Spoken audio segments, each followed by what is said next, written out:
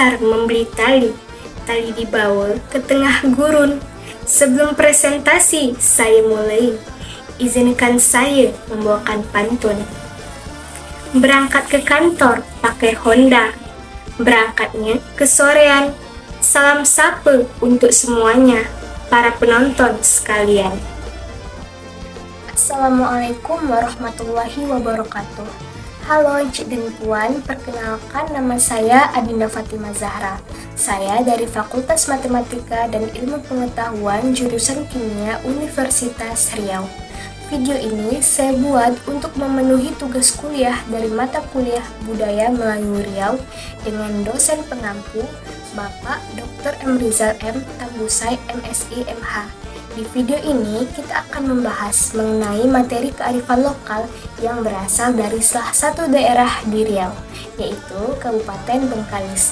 Jadi apa saja kearifan lokal yang ada di Kabupaten Bengkalis ini? Nah, bagi Encik dan Puan yang berasal dari Kabupaten Bengkalis, boleh merapat di video ini dan simak terus video ini sampai akhir. Sebelum itu, kita harus mengetahui terlebih dahulu apa itu makna dari kearifan lokal Melayu. Kearifan lokal Melayu merupakan inti tradisi Melayu, merupakan kekuatan kultural dan sumber penting identitas kemanusiaannya. Tanpa kearifan lokal, Melayu akan kehilangan identitasnya. Baiklah, langsung saja kita akan membahas mengenai kearifan lokal yang ada di Kabupaten Bengkalis. Ritual bedekah suku Akit di Rupat Utara Bengkalis sudah ada sejak zaman nenek moyang terdahulu. Ritual bedekah ini merupakan bentuk kearifan lokal yang masih dijaga oleh suku Akit di Rupat Bengkalis. Ritual bedekah ini dikategorikan ke dalam tradisi ritual pengobatan yang bersumber dari ajaran leluhur mereka. Ritual ini dilakukan untuk mengetahui penyebab penyakit dan mengembalikan pasien menjadi sehat. Tradisi ini berhubungan dengan ritual yang berbau mistis, karena penyakitnya itu disebabkan oleh gangguan roh-roh gaib atau lebih kita kenal dengan sebutan hantu. Lalu gangguan dari roh para leluhur mereka atau sakit yang dikirimi oleh orang lain seperti disantet, kena teluh, dan kutukan. Namun, kenapa juga disebut ritual yang berbau mistis? Karena ini berkaitan dengan kaitan penyembuhan yang dilakukan langsung oleh jin-jin atau para leluhur tertentu sesuai dengan pengetahuan dan keyakinan masyarakat suku Akit. Adapun istilah yang akan kita kenal mengenai orang-orang yang melakukan ritual bedekah ini, yaitu ada namanya bomoh besar atau dikenal dengan batin. Kemudian dibagi lagi menjadi ada bomoh kecil atau disebut dengan antan, kemudian ada bomoh menengah atau disebut dengan jakrah. Kemudian ada yang namanya pebayu atau asisten kepala dari bomoh dan pemain drum yang disebut sebagai bidung.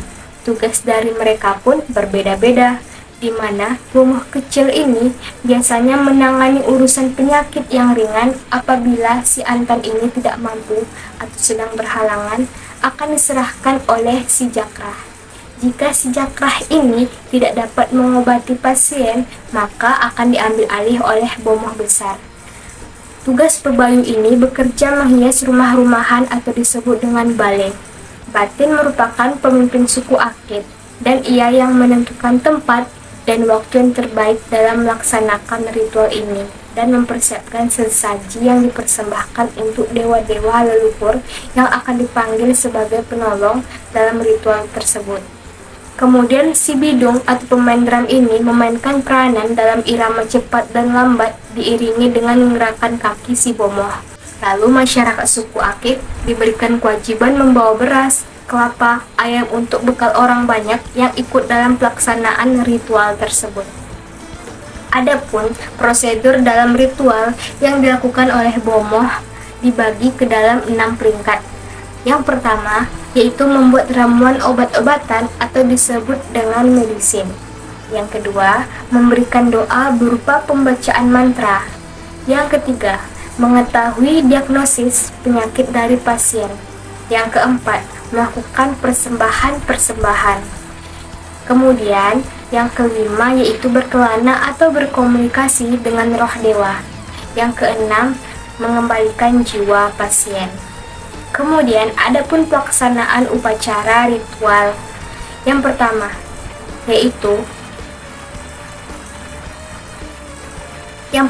yaitu duduk bersila menghadap peralatan upacara ritual lengkap dengan sesajen.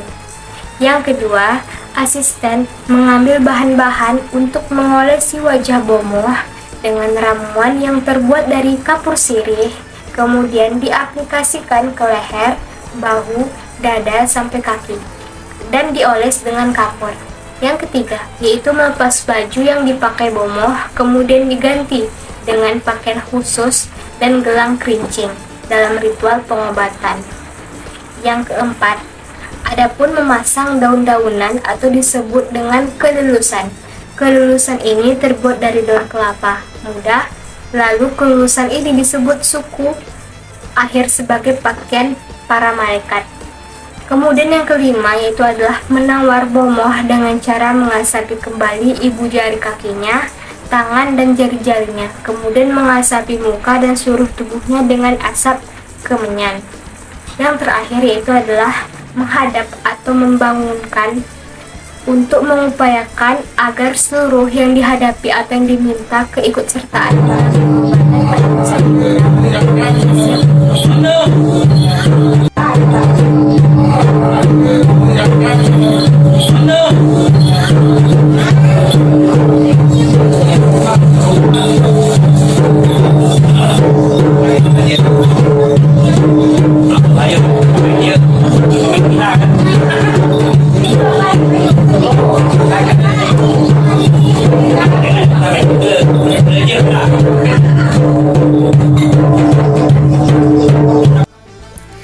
Tradisi baraan merupakan salah satu tradisi unik yang terdapat di pesisir Riau, tepatnya di Kabupaten Bengkalis. Secara harfiah, baraan mirip dengan halal bihalal jamak yang dilakukan masyarakat Nusantara. Biasa dilakukan sejak 1 Syawal. Adapun proses baraan diawali dengan yang pertama, bersalaman dan saling memaafkan dengan tuan rumah. Yang kedua, mencicipi hidangan yang disediakan. Yang ketiga, pembacaan salawat kepada Nabi Muhammad SAW yang disebut dengan marhaban, dan diakhiri dengan pembacaan doa selamat oleh seorang pemimpin rombongan. Yang kelima, makanan yang dihidangkan oleh tuan rumah pun beraneka bentuk, mulai dari kue mueh, ketupat, opor ayam, sup kulit roti canai, dan banyak lagi. Yang keenam, tradisi baraan dilaksanakan lebih dari 1 hari. Tidak hanya orang-orang dewasa dan orang-orang tua saja, namun para pemuda dan remaja juga ada yang melaksanakan kegiatan ini. Masyarakat Bengkalis sangat terbuka dalam melakukan tradisi baraan ini kepada warga, baik itu pendatang baru yang beragama Islam, dan tidak menutup diri jika ada warga non-muslim yang ingin mengikuti tradisi baraan tersebut. Di sebagian tempat, baraan ini tidak habis di minggu pertama Syawal saja, tapi bahwa sampai minggu terakhir Syawal. Apapun itu, baraan syarat akan manfaat, dan menurut warga setempat, Lebaran di Bengkalis identik dengan baraan. Baraan telah diturunkan dari generasi ke generasi secara berkesinambungan. Anak-anak dan pemuda juga belajar untuk menjaga tali silaturahmi dan kebersamaan sesama mereka. Tujuan dari baraan ini yaitu untuk menjaga kebersamaan serta tali silaturahmi antar masyarakat, serta saling memaafkan lahir dan batin dengan diiringi saling mendoakan agar semua masyarakat setempat kembali kepada fitrah atau islami dan mendapatkan kesuksesan.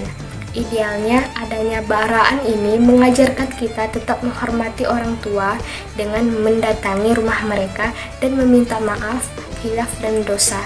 Dalam kunjungan, baraan juga mendapat sambutan spesial dari tuan rumah. Mereka dapat menikmati sajian makanan yang dihidangkan untuk disantap bersama. Tradisi Lampu Colo di Desa Lubuk Muda, Kecamatan Siak Kecil, Kabupaten Bengkalis. Tradisi ini dilaksanakan pada malam 27 Ramadan atau sering disebut malam 7 likur jelang Hari Raya Idul Fitri. Dahulu lampu colo ini adalah lampu tradisional yang biasa digunakan untuk menerangi kegelapan di daerah pedesaan, karena sebelum adanya listrik. Dahulu, bahan lampu colo ini bisa terbuat dari bambu seperti obor dan diletakkan di depan pintu rumah. Namun, sekarang lampu colo ini mempunyai nilai seni yang sangat tinggi dan kreativitas yang tinggi. Adapun beberapa peralatan dan bahan yang digunakan untuk membuat lampu colo ini. Yang pertama, ada kaleng bekas, di mana kaleng bekas dibutuhkan sekitar lebih kurang 2000 kaleng di setiap gapuranya. Yang kedua ada kayu. Kayu yang digunakan harus lurus dan dibutuhkan sekitar 30-40 batang, baik itu batang yang berukuran besar maupun yang kecil untuk membuat gapura. Kemudian yang ketiga, kawat. Kawat yang digunakan bisa menghabiskan 3-4 jenis kawat. Jenis kawat yang digunakan adalah kawat duri, kawat kunai, dan kawat halus. Yang keempat, gunting kawat. Gunting kawat sangat dibutuhkan untuk memotong kawat dan membentuk desain pada lampu colo. Yang kelima, sumbu. Sumbu yang biasa digunakan adalah sumbu kompor yang dibutuhkan lebih kurang 10 meter untuk seluruh kaleng. Yang keenam, ada minyak tanah. Minyak tanah yang digunakan selama 4 malam pelaksanaan festival lampu colo ini membutuhkan sekitar 2 drum minyak tanah. Yang terakhir yaitu ada tali rafia dan paku. Jenis tali yang digunakan untuk mengikat kawat pada kayu ini adalah yaitu tali rafia. Kemudian kawat yang telah didesain tersebut dipaku agar tahan ketika lampu colo dipasang. Nah, biasanya banyak sekali festival lampu colo pada bulan Ramadan yang diadakan untuk memeriahkan suasana Ramadan. Sebelum kita membuat lampu colo ini, kita harus membersihkan tapak atau lokasi tempat lampu colo yang akan dibuat. Kemudian ada beberapa kegiatan yang dilalui dalam pelaksanaan pembuatan lampu colo, yaitu terbagi menjadi 2. Yang pertama ada mendirikan gapura, yang kedua meletakkan desain pada gapura. Tari Zapin Api merupakan tradisi asli dari daerah Rupat Utara. Pada saat melakukan gerakan, si penari sudah merasa tidak di alam nyata. Mereka bergerak keluar masuk ke dalam api. Si penari beranggapan api merupakan perumpamaan sebagai seorang perempuan cantik. Dalam melakukan sebuah pertunjukan, ada beberapa hal dan ketentuan yang harus diikuti oleh para pemain, baik itu dari si penari maupun pemain musik yang mengiringi tarian tersebut. Adapun hal-hal yang perlu dipersiapkan yaitu yang pertama, mempersiapkan lokasi tari Zapin Api. Yang kedua, memandikan alat musik utama atau disebut gambus yang dimainkan oleh bidu atau khalifah. Yang ketiga, khalifah tidur bersama alat musik utama atau gambus sehari sebelum pementasan dilakukan. Yang keempat, memandikan alat musik pendukung. Yang kelima, berwudu oleh semua pelaku atau pemain tari Zapin Api sebelum melakukan pertunjukan. Yang keenam, 1 minggu menjelang pertunjukan, pemain tari Zapin Api melakukan puasa Senin Kamis.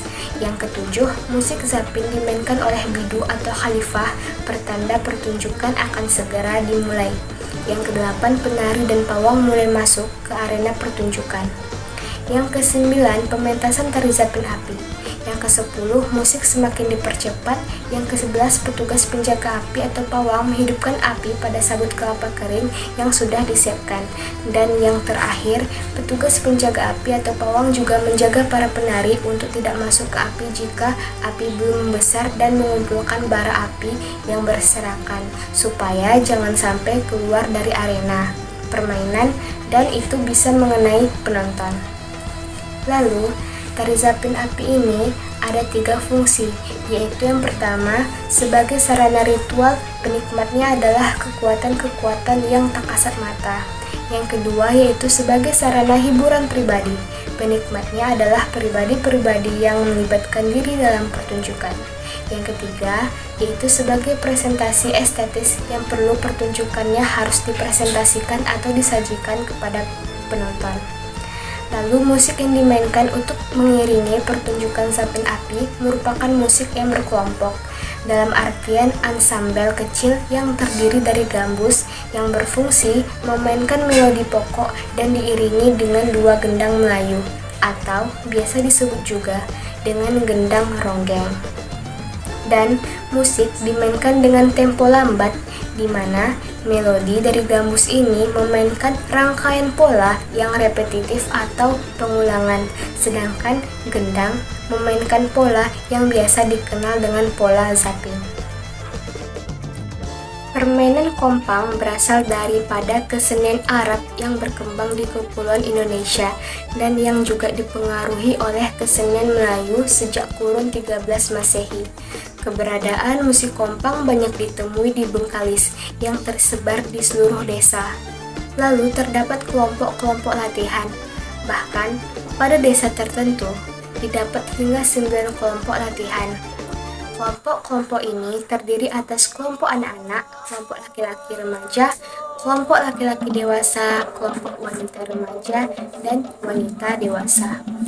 Kelompok-kelompok tersebut secara umum dikelompokkan dalam dua dikotomi musik kompang. Masyarakat menyebutnya dengan kompang Melayu dan kompang Jawa. Oleh masyarakat Melayu, istilah kompang Melayu dipahami sebagai istilah penyebutan terhadap kelompok-kelompok kompang yang diperankan dan didukung oleh masyarakat Melayu. Sedangkan istilah kompang Jawa dipahami sebagai sebuah istilah penyebutan terhadap kelompok-kelompok kompang yang diperankan dan didukung oleh masyarakat Jawa. Keberagaman etnis dan budaya melahirkan model permainan dan dasar estetika pada permainan musik kompang di Bengkalis, Riau. Oleh sebab itu, Bengkalis dijuluki sebagai negeri 1000 kompang. Keberadaan musik kompang dapat ditemui pada kegiatan tertentu yang bersifat adat dan seremoni di pemerintahan.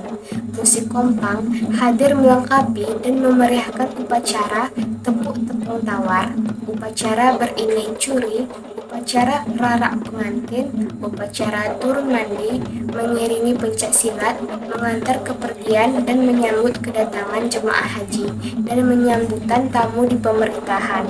Musik kompang ini merupakan genre musik bernuansa Islam yang terdiri kesatuan permainan, pola-pola pukulan gendang, berbuka satu, dan vokabuler lokal.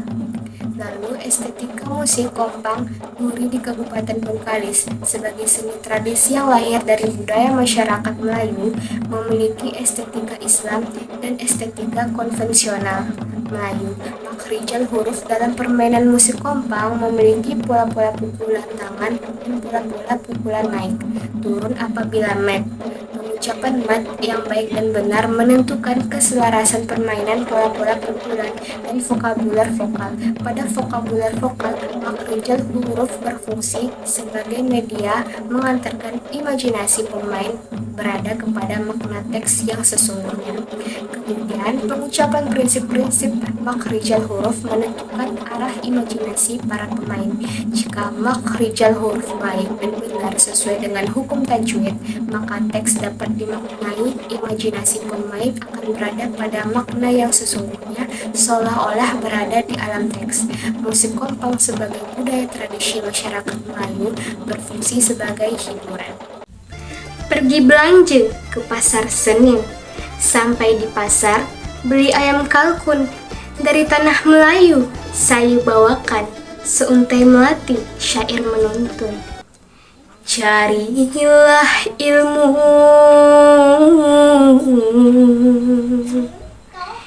yang bermanfaat.